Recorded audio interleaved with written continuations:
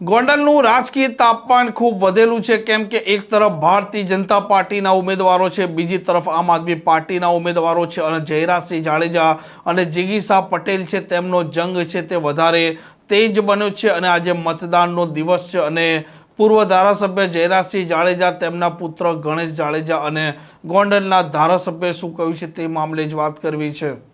વૈષ્ણવજન તો તેને કહીએ જે પીડ પરાઈ જાનાને રે।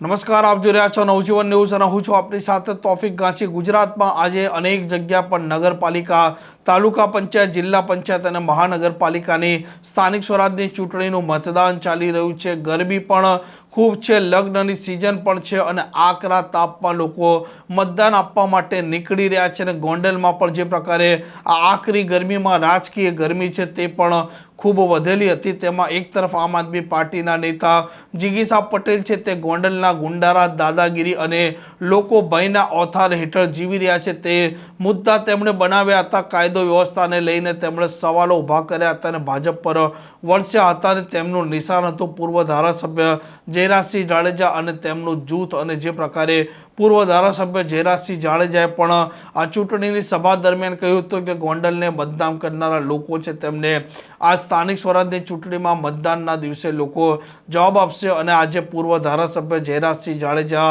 તેમના પુત્ર અને ગોંડલના જે ધારાસભ્ય છે તેમણે પણ આ મામલે પ્રતિક્રિયા આપી છે।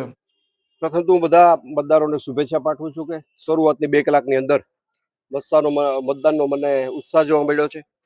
સાથોસાથ અમે બધી જ બેઠકો ઉપર ભારતીય જનતા પાર્ટીના ઉમેદવારનો વિજય થવાનો નિશ્ચિત છે।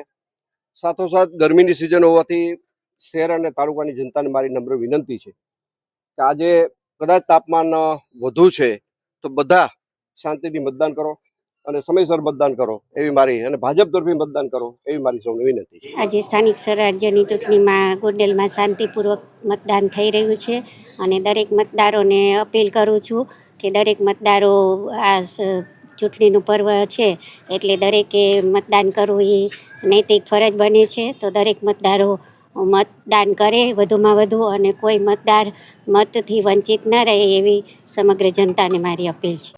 આજરોજ વિજયના વિશ્વાસ સાથે મેં મતદાન કર્યું છે। ગોંડલ શહેર અને તાલુકાની જનતાને હું નમ્ર વિનંતીને અપીલ કરું છું કે આપણે બને એટલું જાજામાં જાજુ મતદાન કરી સમયસર આપણા આજુબાજુના વિસ્તારમાં રહેતા લોકોને સમયસર મતદાન મથક સુધી પહોંચાડી અને વ્યવસ્થિત રીતે મતદાન થાય। અને હું 100% આજના દિવસે મને વિશ્વાસ છે કે ભાઈ અમારા તમામ ભારતીય જનતા પાર્ટીના ઉમેદવારોનો 28 તારીખે ભવ્યથી ભવ્ય ઐતિહાસિક વિજય થવા જઈ રહ્યો છે।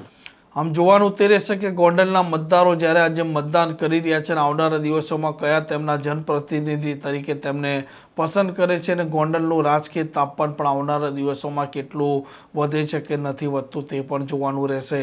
આ પ્રકારના સમાચાર માટે નવજીવન ન્યૂઝની આ ચેનલ સાથે જોડાયેલા રહો। નમસ્કાર।